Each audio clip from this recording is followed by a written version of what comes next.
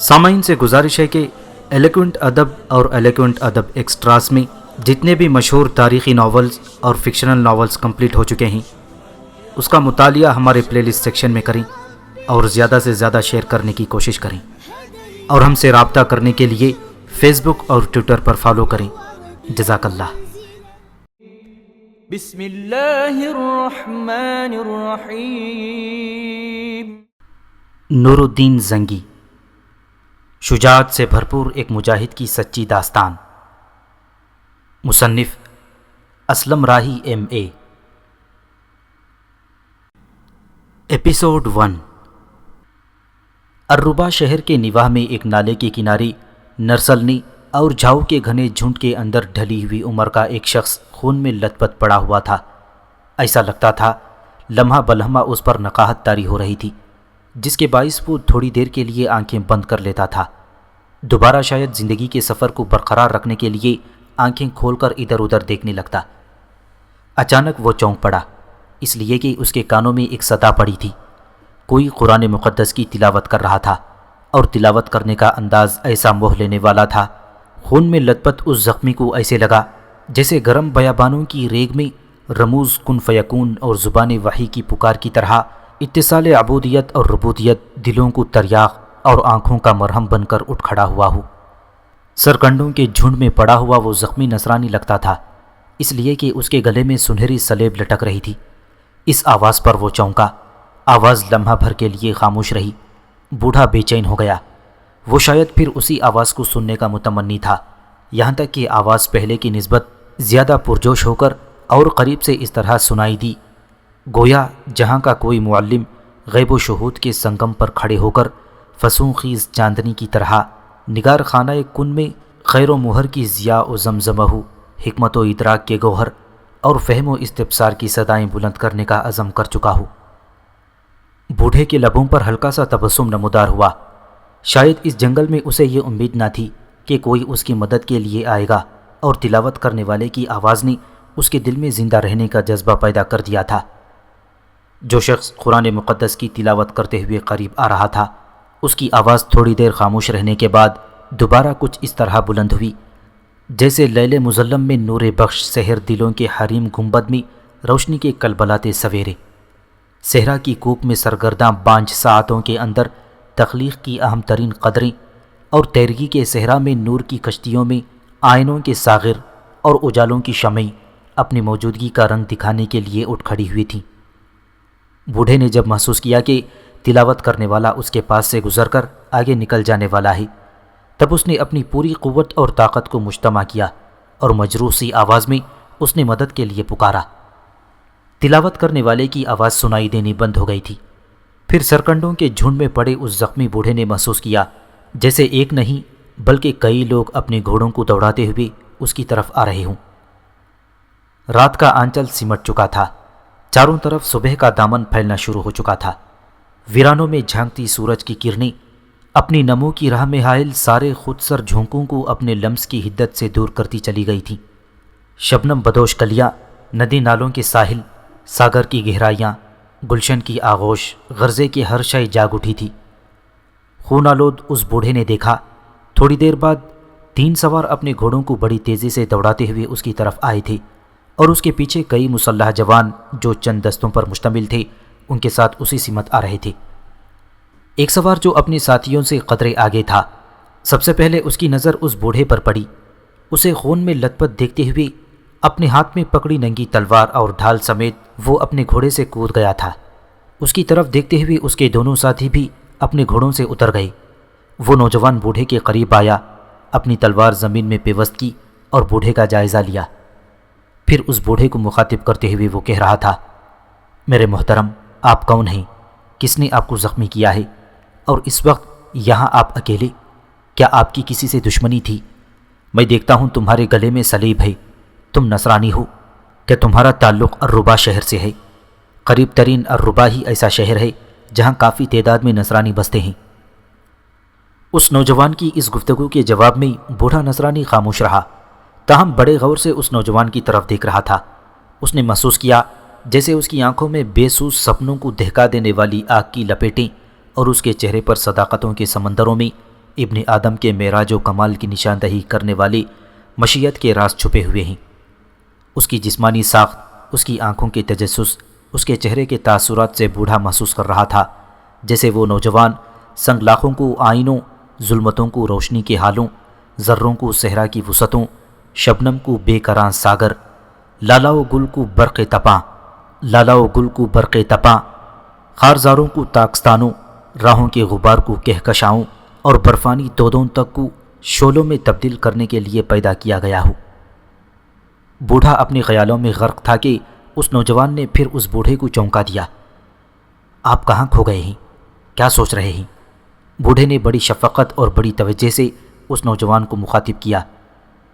میں جانتا ہوں کہ تم لوگ مسلمان ہو، اس لیے کہ تم میں سے کوئی اپنی کتاب مقدس کی تلاوت کر رہا تھا۔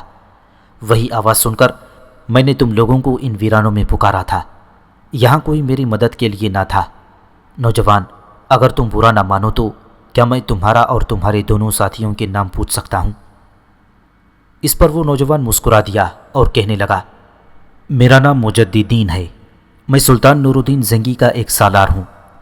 پورا نام مجددین بن داہیہ ہے۔ میرے پیچھے جو دو نوجوان کھڑے ہیں، ان کے بائیں جانب والا میرا چھوٹا بھائی شمس الدین ہے، دائیں جانب والا میرا چھوٹا بھائی شمس الدین ہے، اور اس کے ساتھ جو بائیں جانب ہے یہ میرا امزاد ہے، اس کا نام قتلغ بن زاہد ہے۔ بوڑھا تھوڑی دیر خاموش رہا۔ لگتا تھا وہ اس نوجوان کی باتوں سے، جس نے اپنا نام مجددین بتایا تھا، مطمئن ہو گیا تھا۔ پھر کہنے لگا، عزیزم، میرا نام کارلوس ہے، فرانس کے شہر ویزلی کا رہنے والا ہوں۔ ان علاقوں کی طرف کیسے آیا، یہ ایک لمبی اور دکھ بھری داستان ہے۔ میرے ساتھ میری 3 بیٹیاں، 2 بیٹے، ایک بیوی بھی تھی۔ وہ کس حال میں ہے میں نہیں جانتا۔ پہلے میری استدعا ہے کہ نرسل کے جنگل میں انہیں تلاش کرو۔ گو میں خود بھی نصرانی ہوں، لیکن صلیبی بھیڑیے ایک خاص مقصد کے تحت ہمارے پیچھے پڑ گئے تھے، جس کی بنا پر ہم جان بچانے کے لیے اس سمت بھاگے۔ ہمارا رخ الربا کی طرف تھا۔ اجنبی ہونے کے باعث راستوں سے بھٹک گئے تھے۔ میں تم لوگوں کو اپنی پوری داستان بعد میں سناؤں گا۔ پہلے میری تم لوگوں سے کائنات کے خدا اور تمہارے رسول کے واسطے سے استدعا ہے کہ میرے پیچھے جو یہ جنگل پھیلا ہوا ہے، اس میں میرے 2 بیٹوں، 3 بیٹیوں اور میری بیوی کو تلاش کرو۔ وہ یہیں کہیں ہوں گے۔ تم لوگوں کی آمد سے تھوڑی دیر پہلے تک تعاقب کرنے والے صلیبی بھیڑیے سرکنڈوں کے اس جنگل میں ہمیں تلاش کرتے پھر رہے تھے۔ پھر نہ جانے انہوں نے اندھیرے میں کیسی آوازیں سنی کہ وہ ایک طرف سمٹ گئے۔ یہ جو سامنے نالا بہہ رہا ہے، بالکل تھوڑی دیر پہلے ناکام تلاش کے بعد وہ اس نالے کو عبور کر گئے ہیں۔ میرے خیال میں انہوں نے ابھی تک میل 1.5 میل سے زیادہ فاصلہ طے نہیں کیا ہوگا۔ وہ تعداد میں 10 کے قریب ہیں۔ اس پر مجددین بن الداہیہ ایک دم تبدیل ہو گیا تھا۔ اس کی چھاتی تن گئی تھی، چہرے پر غیظ و غضب کی پرچھائیاں اپنے سائے لہرا گئی تھیں۔ پھر وہ ایک دم اٹھ کھڑا ہوا اور پھر اپنے پیچھے کھڑے اپنے سگے چھوٹے بھائی شمس الدین اور اپنے امزاد قتلغ بن زاہد کو مخاطب کرتے ہوئے کہہ رہا تھا، میرے عزیز بھائیوں، میں لشکریوں کا ایک دستہ لے کر انہیں زخمی کرنے والے لوگوں کے تعاقب میں نکلتا ہوں۔ تم دونوں باقی سارے لشکریوں کے ساتھ سرکنڈوں کے اس جھنڈ میں پھیل جاؤ اور اس کے اہل خانے کو تلاش کرنے کی کوشش کرو، ساتھ ہی اس کے زخم صاف کر کے اس کی مرہم پٹی کا بھی سامان کرو۔ اس کے ساتھ ہی مجددین اٹھ کھڑا ہوا، اپنے گھوڑے پر سوار ہوا، کچھ لشکریوں کو اپنے ساتھ لیا، پھر ان کے ساتھ نالے کو عبور کرنے کے بعد بڑی برق رفتاری سے مغرب کا رخ کر رہا تھا۔ کچھ دیر تک اپنے گھوڑوں کو سرپٹ دوڑانے کے بعد مجددین نے اپنے ساتھیوں کے ساتھ ان مسلح 10 صلیبیوں کو جا لیا جن کی نشاندہی بوڑھے کارلوس نے کی تھی۔ ان کے بالکل قریب جا کر مجددین اپنے ساتھیوں کے ساتھ ان کے دائیں طرف سے چھوٹا سا راستہ کاٹتے ہوئے ان کے آگے نکل گیا۔ پھر ایک مناسب جگہ وہ ان کی راہ روک کر کھڑا ہوا۔ وہ صلیبی جنگجو تعداد میں واقعی 10 تھے۔ مجددین نے جب اپنے ساتھیوں کے ساتھ ان کی راہ روکی، تب ان میں سے ایک جو شاید ان کا سرخیل تھا، مجددین کو مخاطب کرتے ہوئے کہنے لگا، تمہاری حالت سے لگتا ہے کہ تم مسلمان ہو اور ہمارے درپے ہو۔ میں تمہیں تنبیہ کرتا ہوں کہ ہمیں ہماری منزل کی طرف نکل جانے دو۔ اگر تم لوگوں نے ہماری راہ روکی تو یاد رکھنا، اپنے لیے رحم مادر سے تاریک سمو اور اندھیری لہد کی اداسی اور غمگینی کو آواز دو گے۔ اگر ہمارا کہا نہیں مانو گے تو یاد رکھنا، ہماری نفرتوں اور ہمارے غضب کو اور بڑھاؤ گے، اور پھر جب ہم تمہارے خلاف حرکت میں آئیں گے تو تمہیں بیکار اساطیر قوانین و قواعد اور فرسودہ اور قدیم رسموں اور کہنا روایات کی طرح رونتے چلے جائیں گی۔ کہنے والا لمحہ بھر کے لیے رکا، پھر وہ دوبارہ کہہ رہا تھا، یاد رکھو، ہم اپنے وطن سے دور پردیسی ہی سہی، مگر تمہاری ان سرزمینوں میں بھی سماوی نعمتیں، خدا کی برکتیں ہمارے ساتھ ہیں۔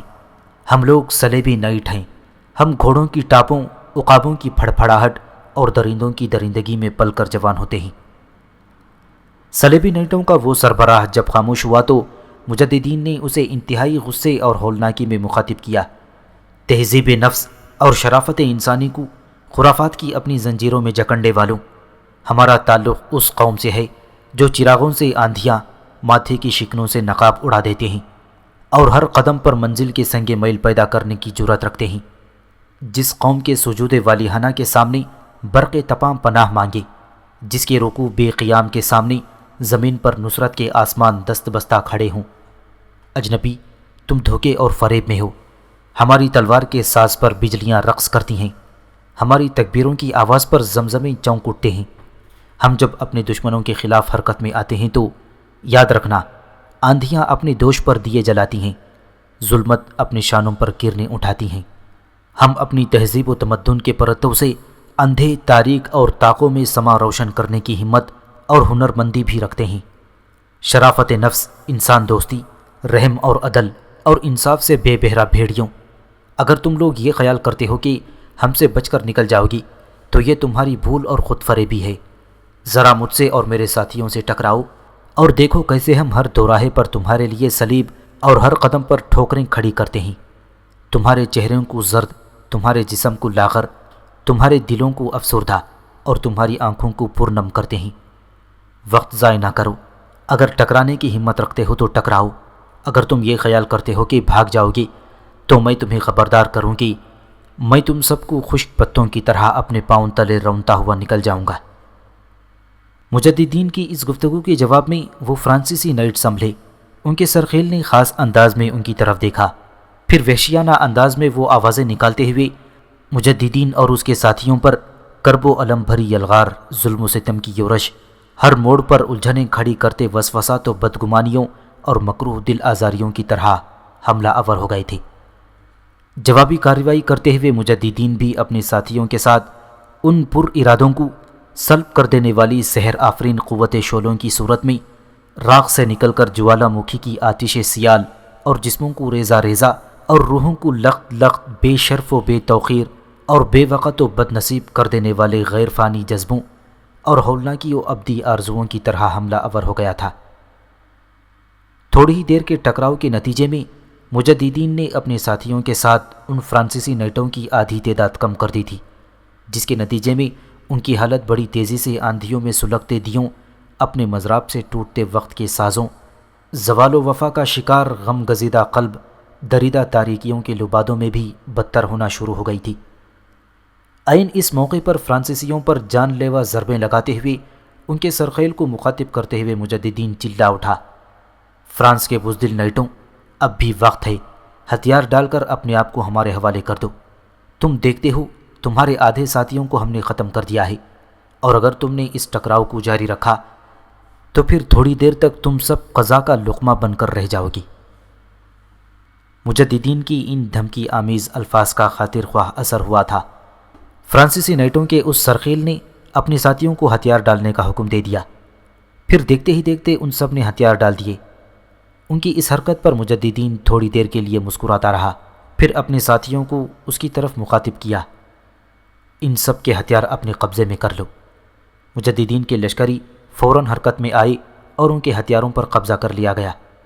پھر فرانسیسی نائٹوں کے اس سرخیل کے سامنے مجددین آیا اور اسے مخاطب کر کے کہنے لگا، سن ابلیس گزیدہ انسان، اس ٹکراؤ سے پہلے تیری میرے خلاف زبان صحرائی بغلوں میں رقصاں خناس کے وسوسوں کی طرح چلتی تھی، تو دلوں کو پامال کرتی المناک گھٹن سے گفتگو کرتا تھا۔ اب تو بے بس ہے اور مجبور ہو کر ذلت اور پستی کا کفن پہنے اطاعت پیشہ غلاموں، زندگی کے اندھیروں میں بھٹکتے پابا زنجیر اسیروں اور بوسیدہ ہڈیوں کے قلعی شدہ قبرستانوں کی طرح خاموش کیوں کھڑا ہے؟ پہلے تو ہمارے لوہے ذہن کے نقوش پر تیرگی کے صحرا اتارنے کی بات کرتا تھا، اب تو شرمندگی میں گردن جھکائے صدیوں کے ویران دیو لاکھوں اور بے آواز و بے طوفان سمندر کی طرح چپ کیوں ہے؟ بول، اب شکست اٹھانے کے بعد بھی اپنی جرات مندی، اپنی دلیری کے لیے کچھ الفاظ استعمال کر۔ فرانسیسی نیٹوں کا وہ سربراہ کچھ نہ بولا، چپ رہا۔ اس کے بعد اس رد عمل پر مجددین مسکرایا، پھر اپنے ساتھیوں کو مخاطب کر کے کہنے لگا، ان سب کو اپنے آگے آگے ہانکتے ہوئے واپس لے چلو۔ پھر اس نے فرانسیسیوں کو مخاطب کیا، سنو، میرے ساتھی تمہارے پیچھے دائیں بائیں رہیں گے۔ نالے کو پار کر کے سرکنڈوں کے اس جنگل میں چلو جہاں تم واردات کرنے کے بعد نالا پار کر کے بھاگے ہو۔ اگر تم میں سے کسی نے بھی بھاگنے کی کوشش کی تو یاد رکھنا، تمہارے پیچھے اور دائیں بائیں میرے ساتھی تمہیں اپنی تیروں سے چھلنی کر کے رکھ دیں گے۔ چپ چاپ ہمارے آگے آگے بڑھتے رہو۔ اس کے ساتھی وہ فرانسیسی اپنے گھوڑوں کو ہانکتے ہوئے مجددین اور اس کے ساتھیوں کے آگے آگے ہو لیے تھے۔ مجددین اپنے لشکریوں کے ساتھ فرانسیسی تیغزنوں کو اپنے آگے آگے ہانکتا ہوا اس جگہ جب آیا جہاں وہ زخمی کارلوس کو اپنے چھوٹے بھائی شمس الدین اور اپنی چچا زاد ختلج بن زاہد کے حوالے کر گیا تھا۔ اس نے دیکھا کہ اس کے لشکریوں کا باقی حصہ اپنے گھوڑوں سے اتر کر ایک طرف کھڑا تھا۔ کارلوس کے زخموں کی مرہم پٹی کی جا چکی تھی، اب وہ پہلے سے بہتر حالت میں تھا۔ دو لڑکیاں اس سے لپٹ کر پیار اور محبت کا اظہار کر رہی تھیں۔ مجددین اپنے گھوڑے سے اترا، اس کی طرف دیکھتے ہوئے اس کے لشکری بھی اپنے اپنے گھوڑوں سے اتر گئے اور فرانسیسیوں کو بھی انہوں نے ان کے گھوڑوں سے اتار دیا تھا۔ اتنی دیر تک مجددین آگے بڑھا، کارلوس کے قریب ہوا اور اس کو مخاطب کر کے کہنے لگا، میرے محترم، اب آپ کیسے ہیں؟ کارلوس نے اس بار قدرے پرسکون انداز میں کہنا شروع کیا، میرے عزیز، آپ کے ان دونوں بھائیوں نے میرا بہترین خیال رکھا ہے۔ آپ کے ان دستوں کے اندر جو طب کے کام میں ماہر ہیں، انہوں نے میرے زخموں کی بہترین دیکھ بھال کی ہے۔ اب میں سمجھتا ہوں کہ میں بچ گیا ہوں۔ آپ کے حالات تو پوری طرح آپ کے بھائی نے مجھے نہیں بتائی، اتنا ہی تعارف کروایا ہے کہ آپ نور الدین زنگی کے بہترین سالاروں میں سے ایک ہیں، اور کارلوس اس سے آگے کچھ نہ کہہ سکا، اس لیے انتہائی سنجیدگی میں مجددین نے اس کی بات کاٹ دی، میں کچھ بھی نہیں ہوں، میں سلطان نور الدین زنگی کے لشکر کا ایک عام سا عسکری ہوں، بس قدرت نے آپ کی مدد کے لیے ہمارا انتخاب کر لیا ہے۔ یہاں تک کہتے کہتے مجددین کو رک جانا پڑا، اس لیے کہ کارلوس نے ان دونوں لڑکیوں کی طرف اشارہ کرتے ہوئے کہنا شروع کیا، یہ میری دونوں بیٹیاں ہیں، بڑی کا نام مرسینہ اور چھوٹی کا نام میشال ہے۔ مجددین نے صرف لمحہ بھر کے لیے ان دونوں لڑکیوں کی طرف نگاہ کی۔ اس نے دیکھا مرسینہ ایسی خوبصورت تھی جیسے زیب و زینت دنیا مجسم کر کے بزم طرب میں لا کھڑی کر دی گئی ہو۔ وہ نغمات کے دھاروں، نغمہ و آتش کے سنگم جیسی حسین، اس کے خد و خال کی رعنائی، اس کے اعضاء کی موزونیت، اس کے شبنم سی لطافت اسے ایک قیامت بنائے ہوئے تھی۔ لچکتی خم کھاتی کمر، نازک سجیلے ہاتھ، تیکھی نوکیلی انگلیاں، سلیقے سے تراشا ہوا بدن، باریک ریشمی بال اسے ایک قیامت بنائے ہوئے تھے۔ دونوں لڑکیاں بھی مجددین کی طرف دیکھ رہی تھیں۔ اس موقع پر مرسینہ کی گمبھیر پراسرار دراز سرمئی پلکوں کے اندر حجاب، عصمت و عفت کے تاثرات تھے۔ پھر دونوں بہنیں اپنی جگہ پر اٹھ کھڑی ہوئیں۔ مرسینہ آگے اور مشل اس سے پیچھے تھی۔ مرسینہ نے ایک سحر آفریں نگاہ مجددین پر ڈالی، پھر اس کے ریشم کے سے ہونٹ کھلے، طلسماتی جھنکار سی آواز میں اس نے مجددین کو مخاطب کیا، امیر، میں، میری چھوٹی بہن، میرا باپ، سبھی آپ کے ممنون اور شکر گزار ہیں کہ آپ نے ہماری حفاظت کا سامان کیا۔ جب مرسینہ مجددین سے مخاطب ہوئی تب اس نے پھر ایک نگاہ اس پر اور اس کی چھوٹی بہن پر ڈالی۔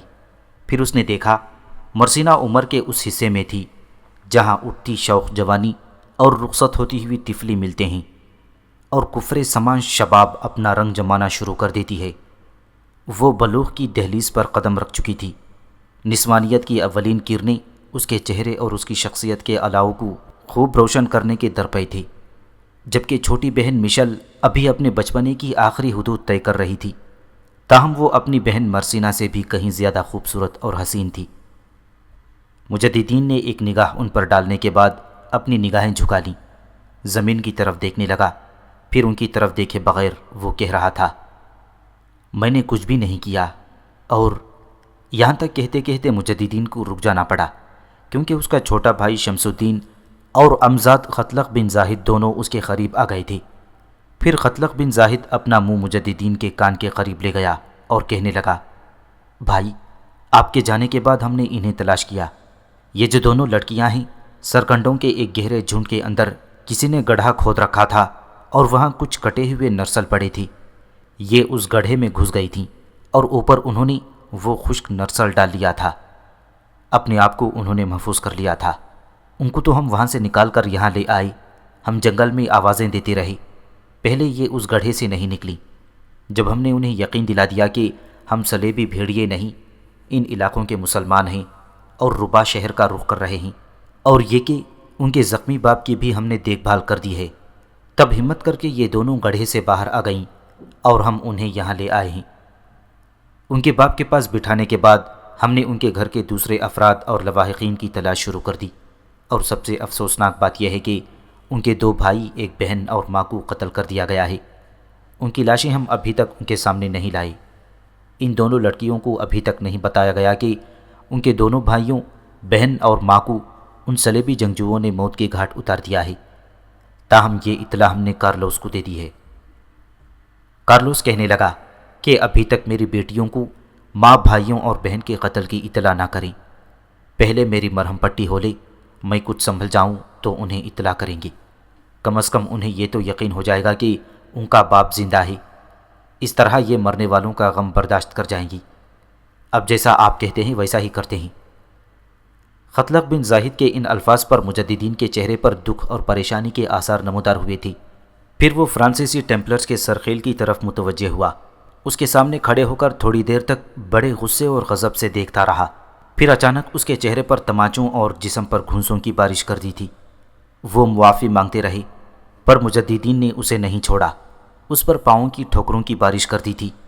پھر وہ انتہائی غصے اور غضبناکی میں دہاڑا، شیطان کے گماشتے، تو نے اس بے بس بوڑھے اور ان 2 معصوم لڑکیوں کی ماں، 2 بھائیوں اور ایک بہن کو قتل کیا ہے۔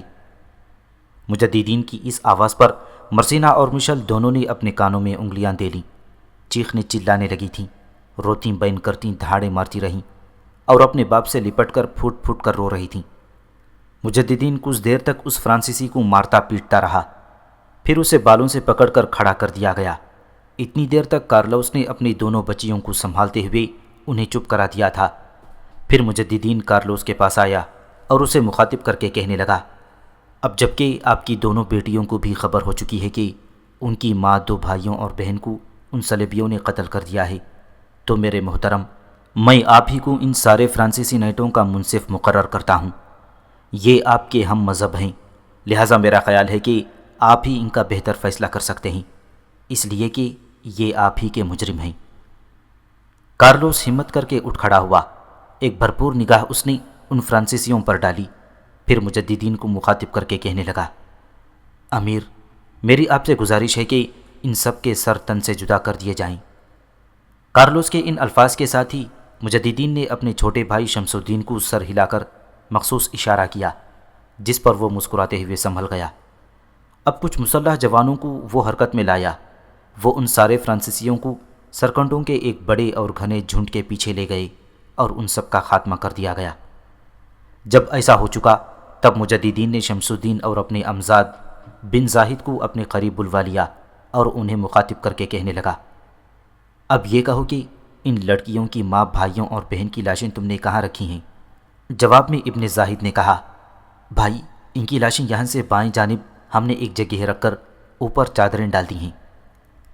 اس پر مجددین بڑے دکھ کا اظہار کرتے ہوئے کہنے لگا، تم دونوں بھائی ایسا کرو، اپنے کچھ لشکریوں کو اپنے ساتھ لے جاؤ، یہ مرنے والوں کے بہت سے گھوڑے ہیں، ان لاشوں کو ان گھوڑوں پر رسیوں کے ساتھ باندھ دو، پھر یہاں سے کوچ کریں گے۔ اس پر شمس الدین نے پھر مجددین کو مخاطب کیا، بھائی، اس کارلوس اور دونوں لڑکیوں کا کیا کریں گے؟ ان کو فی الحال بھول جاؤ، جو میں نے کہا ہے وہ کرو۔ کارلوس کی گفتگو سے میں نے اندازہ لگا لیا ہے کہ یہ اپنے اہل خانے کے ساتھ ربا کا رخ کر رہا ہے، شاید وہاں کسی کے ہاں یہ پناہ لینا چاہتا تھا۔ یہ اس سمت کیوں آیا؟ فرانسیسی نیٹوں نے کیوں اس کا تعاقب کیا؟ کیوں اس کے اہل خانے کا تعاقب کیا؟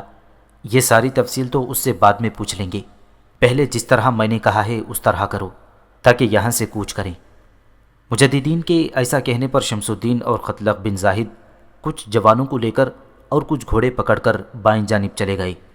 پھر مجددین کارلوس کے پاس آیا اور دھیمے لہجے میں اسے مخاطب کر کے کہنے لگا، میرے محترم، میں نے اپنے کچھ ساتھیوں کو بھیجا ہے، وہ آپ کے اہل خانے کی لاشیں گھوڑوں پر رکھ کر لائیں گے۔ آپ ذرا اپنی دونوں بچیوں کو سمجھائیں کہ صبر اور تحمل سے کام لیں۔ جو ہونا تھا وہ ہو چکا، اسے واپس نہیں لایا جا سکتا۔ لاشوں کو لانے کے بعد یہاں سے کوچ کیا جائے گا۔ کسی ٹھکانے پر جا کر میں آپ سے اس حادثے کی تفصیل جاننا چاہتا ہوں۔ کارلوس نے مجددین کا شکر ادا کیا۔ دونوں بچیوں کو اس نے اپنے ساتھ لپٹا لیا، جو ابھی تک ہلکے ہلکے بین کرتی رو رہی تھیں۔ جب گھوڑوں پر ان کے اہل خانے کی لاشیں وہاں لائی گئیں تو وہ ایک بار پھر دھاڑے مار کر رونے لگیں۔ پھر کارلوس نے ان کو سنبھالا دیا۔ پھر اس کے بعد ان تینوں باپ بیٹیوں اور ان کے اہل خانے کی لاشوں کو لے کر مجددین اپنے لشکر کے ہمراہ فرانسیسیوں کے فالتو گھوڑے لے کر پھر ربا شہر کی طرف بڑھ رہا تھا۔ جب وہ الربا شہر کے نواح میں پہنچے تو انہوں نے دیکھا وہاں دور تک خیموں کا ایک شہر آباد تھا۔ مجددین اپنے بھائی شمس الدین اور اپنے امزاد قتلغ بن زاہد کے ساتھ اپنے مسلح دستوں کو لے کر جب اس خیمہ گاہ میں داخل ہوا تو لشکری اپنے خیموں سے نکل کر بڑے احترام، بڑی عقیدت اور ارادہ مندی کے ساتھ مجددین اس کے بھائی اور امزاد کا استقبال کر رہے تھے۔ یہاں تک کہ ایک جگہ مجددین رک گیا، اپنے گھوڑے سے اتر گیا۔ اس کی طرف دیکھتے ہوئے شمس الدین اور قتلغ بن زاہد بھی اتر گئے، اس لیے کہ ایک شخص اپنے کچھ ہمراہیوں کے ساتھ سامنے آیا، جسے دیکھتے ہی مجددین نے اسے اپنے گلے لگا لیا تھا۔ مجددین سے ملنے کے بعد وہ شخص اور اس کے ساتھی شمس الدین اور قتلغ سے مل رہے تھے۔ پھر جو شخص اپنے ہمراہیوں کے ساتھ مجددین کے استقبال کو آیا تھا اسے مجددین ایک طرف لے گیا۔ جو کچھ کارلوس اور اہل خانے پر بیتی تھی اس کی تفصیل اس سے کہی۔ دونوں نے آپس میں کوئی معاملہ طے کیا۔ پھر مجددین مڑا اور اپنے بھائی شمس الدین کو مخاطب کر کے کہنے لگا، شمس الدین، تم دونوں بھائی کارلوس کی دونوں بیٹیوں کو لے جاؤ، انہیں آرام کی ضرورت ہے۔ دو لشکری تمہارے ساتھ جاتے ہیں، یہ تمہیں اس خیمے کی نشاندہی کر دیں گے۔ یہ خیمہ ان خیموں میں سے ہے جس کا اہتمام ہم نے آنے والوں کی رہائش کے لیے کیا ہے۔ پھر مجددین اپنے بھائی شمس الدین کے قریب ہوا اور اس کے کان میں سرگوشی کرنے لگا، شمس الدین، خیمے میں ان کے آرام، ان کی ضرورت کی ہر شے کا خیال رکھنا۔ پھر ان سے یہ تفصیل بھی پوچھنا کہ فرانسیسی نیٹوں نے کیوں ان کا اتصال کیا، کیوں ان کو نقصان پہنچایا۔ ان سے یہ بھی تفصیل جاننے کی کوشش کرنا کہ انہوں نے کن حالت میں فرانس سے نکل کر ان سرزمینوں کا رخ کیا تھا، اور پھر وہ کون سے لوگ ہیں جن کے پاس یہ الربا میں قیام کرنا چاہتے ہیں۔ پوری تفصیل ان سے جاننا۔ پھر ساتھ ہی جو لشکری تمہارے ساتھ جائیں گے، میں نے انہیں ہدایت کر دی ہے کہ وہ طبیب کو بھی اس خیمے میں پہنچائیں جو عارضی مرہم پٹی ختم کر کے کارلوس کا صحیح علاج کر دیں گے۔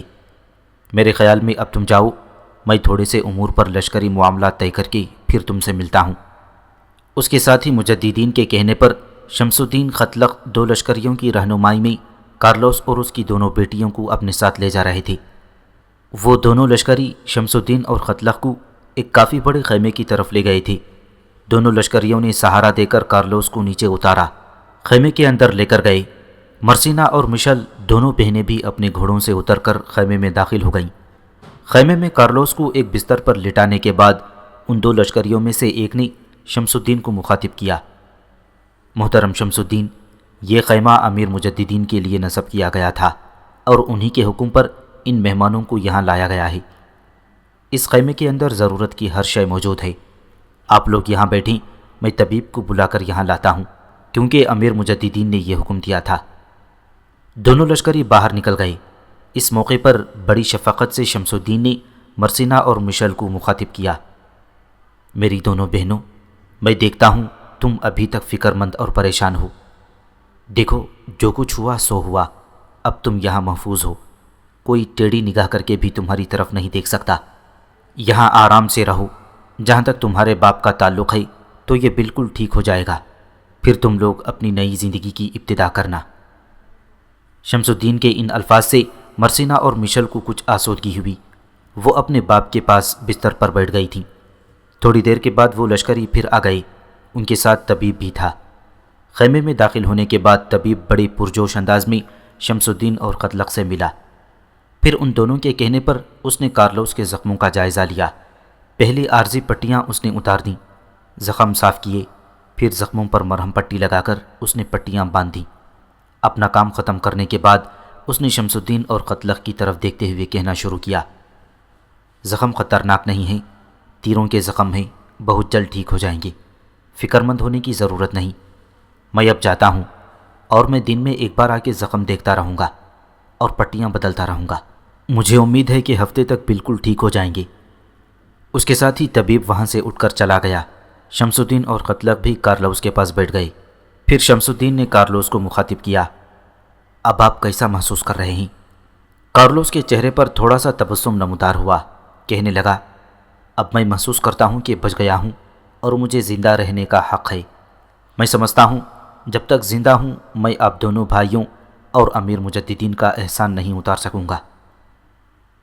اس بار شمس الدین نے موضوع بدلتے ہوئے گفتگو کا آغاز کیا، اگر آپ برا نہ مانیں، آپ کو تکلیف نہ ہو تو کیا آپ بتائیں گے کن حالات میں آپ نے ان سرزمینوں کا رخ کیا ہے؟ فرانس سے کیوں نکلے؟ ادھر آنے کا کیا مقصد تھا؟ فرانسیسی تیغزنوں نے کیوں آپ کا تعاقب کیا اور کیوں آپ کے اہل خانے کو قتل کیا؟ جواب میں کارلوس نے ایک گہری نگاہ اپنے قریب بیٹھے شمس الدین اور قتلق پر ڈالی، پھر اس نے دکھ بھرا لمبا سانس لیا۔ اس کے بعد شمس الدین کی طرف دیکھتے ہوئے کہنے لگا، اگر تم دونوں برا نہ مانو تو کیا میں تم دونوں کو بیٹا کہہ کر مخاطب کر سکتا ہوں؟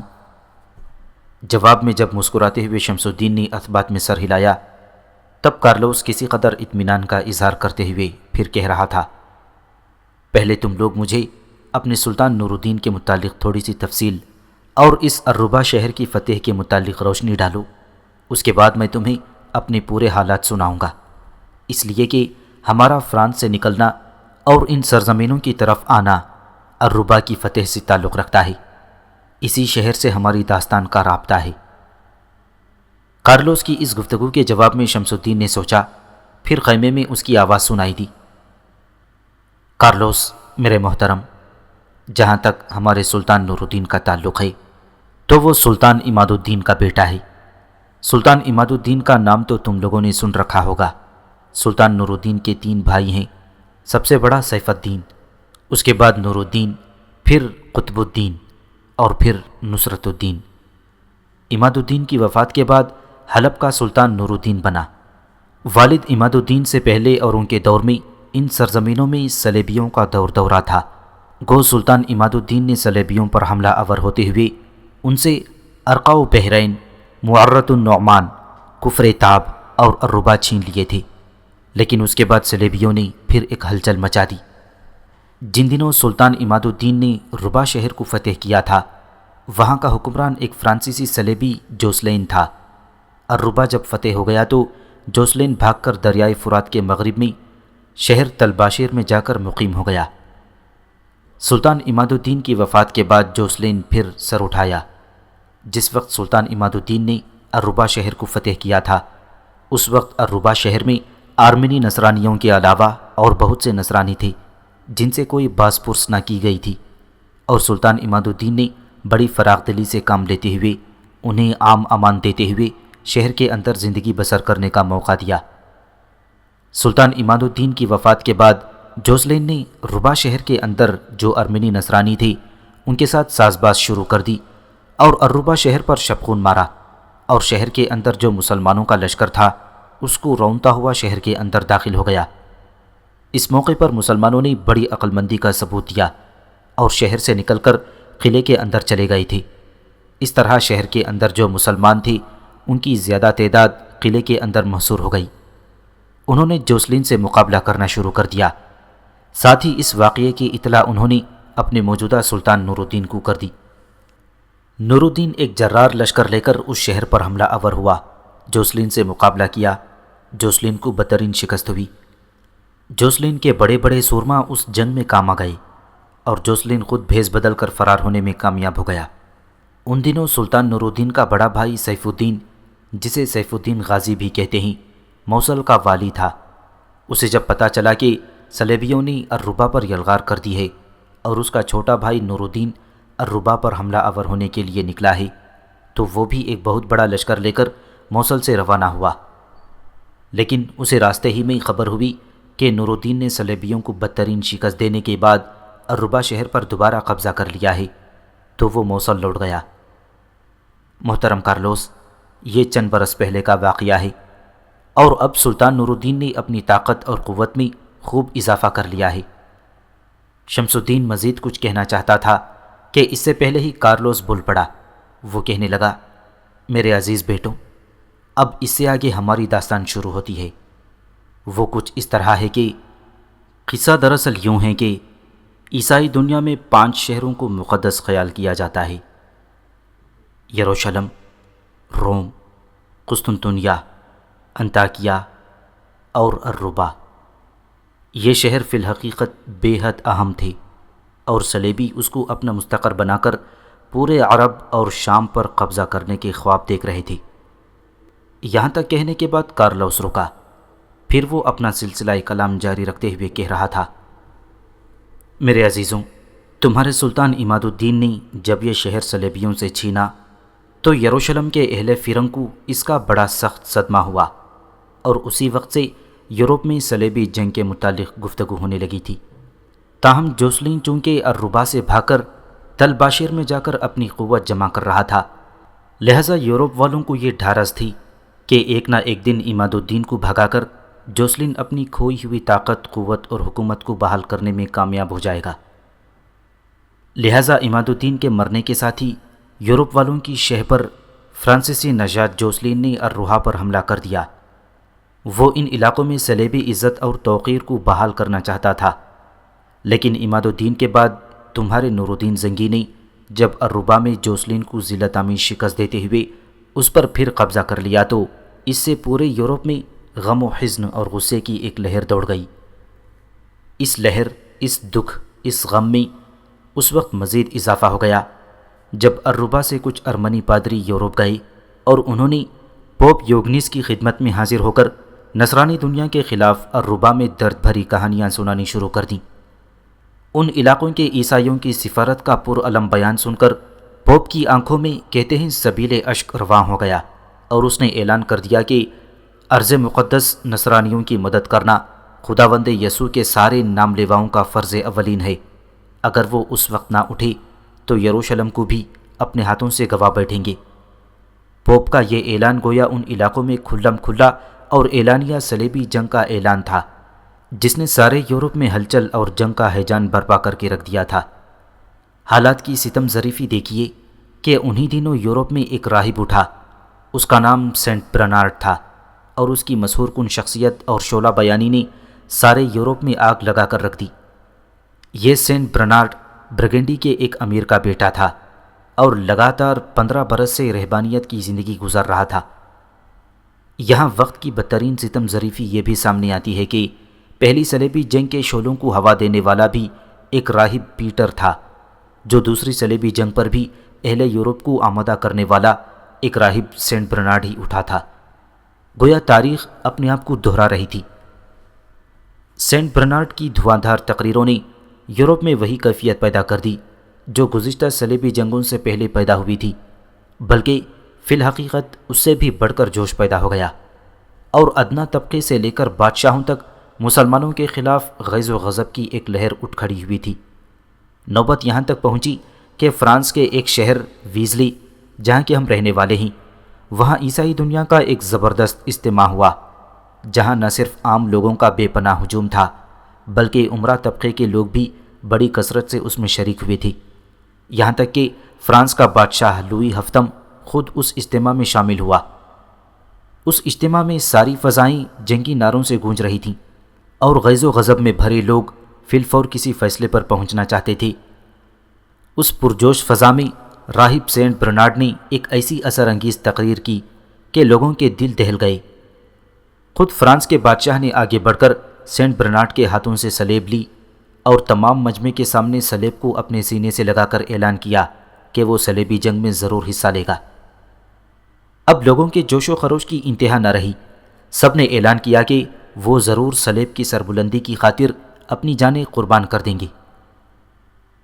ویزلی شہر کی اس کانفرنس کے بعد گاؤں کے گاؤں اور شہر کے شہر خالی ہونا شروع ہو گئی۔ سوائے اپاہجوں اور بیواؤں اور یتیموں کے وہاں کوئی متنفس نظر نہ آ رہا تھا۔ باقی سب لوگ صلیب برداروں میں شامل ہو گئے۔ جن لوگوں نے ہتھیار اٹھانے سے گریز کیا، صلیب برداروں نے ان کو غیرت دلانی شروع کر دی۔ ویزلی کی کانفرنس سے فارغ ہونے کے بعد راہب سینٹ برنارڈ نے جرمنی کا رخ کیا اور جرمنی کے بادشاہ برکانریڈ کو صلیبی جنگ میں شامل ہونے کی ترغیب دی۔ پہلے تو جرمنی کے بادشاہ نے سرد مہری سے کام لیا، لیکن جب ایک دن راہب برنارڈ نے اس کے سامنے ایک انتہائی مؤثر اور دردناک تقریر کی تو اس کا دل پگھل گیا اور اس نے فوراً راہب برنارڈ سے صلیب لے کر صلیبی جنگ میں شریک ہونے کا اعلان کر دیا۔ اب ان دو طاقتور یورپی بادشاہوں کے علاوہ امرا کے طبقے کے بے شمار سرداروں نے اپنے طور پر صلیبی جنگ کے لیے زبردست تیاریاں کیں، یہاں تک کہ جرمنی اور فرانس کے کونے کونے سے صلیبی جنونیوں کا سیلاب امٹ پڑا۔ ان سب کے علاوہ نیزے ڈھالوں اور تلواروں سے مسلح صلیبی عورتوں کی ایک فوج تھی، جس کی قیادت فرانس کے بادشاہ لوئی کی ملکہ ایلیز کر رہی تھی۔ جرمنی کا بادشاہ کانریڈ اور فرانس کا بادشاہ لوئی اپنی سلطنتوں کے انتظامات کے لیے نائب مقرر کرنے کے بعد آزمودہ کار جنگجوؤں کے جرار لشکر لے کر قسطنطنیہ کی طرف روانہ ہوئے۔ اس لشکر کی تعداد 9 لاکھ کے لگ بھگ تھی اور ان میں 50,000 عورتوں کا بھی ایک لشکر شامل تھا۔ اب یورپ سے نکل کر یہ لشکر اس وقت قسطنطنیہ میں قیام کیے ہوئے تھا۔ میرے بچوں، ہماری بدقسمتی کہ میں بھی اپنے اہل خانے کے ساتھ لوئی کے ایک لشکر میں شامل ہو گیا۔ مدعا صلیبی جنگ میں حصہ لینا نہیں تھا، بلکہ اپنے بھائی کے پاس آنا تھا۔ میرے بھائی کا نام سمرون ہے۔ کچھ عرصہ پہلے وہ یروشلم کی زیارت کے لیے آیا تھا، پھر وہ اربا شہر میں آ کر آباد ہو گیا، واپس فرانس نہیں گیا۔ اس کے متعلق خبریں ملتی رہیں۔ آخری خبر جو مجھے ملی وہ یہ تھی کہ کچھ عرصہ اس نے یروشلم میں قیام کیا، پھر اس نے اربا میں آ کر مستقل رہائش کر لی۔ وہ گھر کے 3 افراد ہیں، ایک میرا بھائی سمرون، دوسری اس کی بیوی ایزابیل اور تیسری اس کی بیٹی جمارہ۔ ہمارا ارادہ تھا کہ صلیبیوں کے لشکر کے ساتھ سفر کرتے ہوئے ہم بھی ان سرزمینوں میں داخل ہو جائیں گے۔ صلیبی جب اپنی جنگوں کی ابتدا کریں گے تو ہم وہاں سے نکل کر اربا میں اپنے بھائی کے پاس چلے جائیں گے۔ مگر عزیزوں، اس لشکر میں رہتے ہوئے یوں جانو ہماری بدقسمتی کی ابتدا ہو گئی۔ صلیبیوں کے 9 لاکھ کے لشکر میں جو عورتوں کا 50,000 کا لشکر تھا، اس میں یورپ کی مانی ہوئی اوباش، بدماش، فاحشہ اور بے آبرو عورتیں بھی شامل تھیں۔ ان کے علاوہ کچھ انتہائی سرکردہ عورتیں تھیں۔ ان میں پہلی فرانس کے بادشاہ لوئی کی بیوی ملکہ ایلیز، دوسری کا نام کاؤنٹ ٹولوز، تیسری کاؤنٹ بلیولیس، چوتھی ٹالکیولری، پانچویں مورائل کاؤنٹس، چھٹی ڈچس آف باؤٹلین اور 7ویں کا نام سیبیسلے ہے۔ عورتوں کا لشکر بھی انہی 7 سربراہ قسم کی عورتوں نے تیار کیا تھا۔ یورپ سے اسی قدر لشکر، جس کی تعداد 9 لاکھ کے قریب تھی، وہ ان عورتوں کی وجہ سے بھی جمع ہو گیا تھا، اس لیے کہ لوگ ان یورپ کی حسین ترین عورتوں کے ساتھ داد عیش دینا چاہتے تھے۔ ان 7 حور شمائل اور بلند مرتبہ عورتوں نے خود شرم و حیا کی تمام حدود کو توڑ دیا۔ نہ صرف یہ کہ انہوں نے لشکر میں شامل دیگر عورتوں کو شہوت رانی اور بدکاری پر آمادہ کیا، بلکہ خود بھی اس گناہ میں سب سے بازی لے گئیں۔ دراصل اس لشکر میں جو سب سے بری بات تھی وہ کچھ یوں تھی کہ 9 لاکھ کے صلیبی لشکر میں جو 50,000 عورتوں کا لشکر شامل ہوا تھا، اس میں بے شمار فاحشہ اور بے آبرو عورتیں بھی شامل تھیں۔ اکثر اوباش نوجوانوں کو ان عورتوں کی موجودگی نے ہی جنگ میں حصہ لینے کی ترغیب دی۔ فی الحقیقت ان عورتوں کی وجہ سے صلیبی لشکر میں بدکاری اور گرم بازاری ایسی ہوئی کہ شیطان بھی پناہ مانگنے لگا، اور یہ ساری بدکاری ملکہ ایلیز اور دوسری اس کی ہمنوا 6 سرکردہ عورتوں کی وجہ سے شروع ہوئی تھی۔ فرانس کے بادشاہ لوئی کی بیوی ایلیز انتہا درجے کی فاحشہ اور بدکار عورت تھی۔ اس کی بدکرداری کی وجہ سے فرانس کے شہنشاہ لوئی نے اسے طلاق دے دی، اور اس نے طلاق لینے کے بعد انگلستان کے بادشاہ ہنری دوم سے شادی رچائی، اور پھر اسی کے بطن سے رچرڈ پیدا ہوا، جس نے تیسری صلیبی جنگ میں سلطان صلاح الدین ایوبی کے خلاف بڑھ چڑھ کر حصہ لیا۔ یہاں کارلوس رکا اور پھر شمس الدین اور قتلغ کو مخاطب کرتے ہوئے کہہ رہا تھا، میرے عزیز بیٹوں، میرے خاندان کی بدبختی کچھ اس طرح شروع ہوئی کہ 9 لاکھ کے اس صلیبی لشکر میں اندلس کے شہر تلیتا کا والی اور صلیبی جنگجو بھی اپنی والدہ کے ساتھ شامل تھا۔ فنش نام کا یہ نوجوان جنگجو تھا، خوبصورت لڑکیوں کا بڑا شیدائی اور رسیا تھا۔ اس نے لشکر میں کہیں میری بیٹی مرسینہ اور میری بیٹی جو مر چکی ہے اس کو دیکھ لیا اور تہیہ کر لیا کہ وہ ان دونوں کو حاصل کرے گا اور انہیں بے آبرو کر کے رہے گا۔ اس مقصد کے لیے اس نے فرانس کی ملکہ ایلیز سے رابطہ قائم کیا اور اس کا بڑا چہیتا تھا، لہٰذا ایلیز یعنی ایلیونور نے میری طرف پیغام بھیجوایا کہ میں اپنی دونوں بیٹیوں کو فنش کے سامنے پیش کر دوں۔ میری غیرت نے یہ گوارا نہ کیا کہ میں خود ہاتھوں سے اپنی بیٹیوں کو بے آبرو ہونے دوں، لہٰذا صرف اور صرف اپنی بیٹیوں کی عزت بچانے کے لیے میں بھاگ نکلا۔ اس وقت 9 لاکھ کے صلیبی لشکر نے قسطنطنیہ میں قیام کر رکھا تھا، لہٰذا قسطنطنیہ سے رات کے پچھلے پہر ہم کچھ اس طرح بھاگی کہ کسی کو خبر نہ ہوئی۔ کافی فاصلہ ہم نے بغیر کسی خطرے کے طے کر لیا، لیکن ہمیں یقین تھا کہ ہمارا تعاقب ضرور کیا جائے گا۔ وہی ہوا جس کا خدشہ تھا۔ آخر وہ فرانسیسی صلیبی نائٹ جن کا تم لوگوں نے خاتمہ کیا ہے وہ ہمارے تعاقب میں لگ گئے۔ ہمیں امید تھی کہ ہم مسلمانوں کے علاقوں کے قریب پہنچ چکے ہیں، لہٰذا بچ جائیں گے، لیکن وہ ان علاقوں میں بھی گھس آئے۔ آگے آگے بھاگتے ہوئے ہم خوف زدگی کے عالم میں الربا کی طرف جانے کے بجائے راستہ بھٹک گئے اور اس نالے کے کنارے سرکنڈوں میں جا گھسے جہاں تم لوگوں سے ہماری ملاقات ہو گئی۔ اس کے بعد جو کچھ ہوا میرے عزیزوں، تم لوگوں کو خبر ہے۔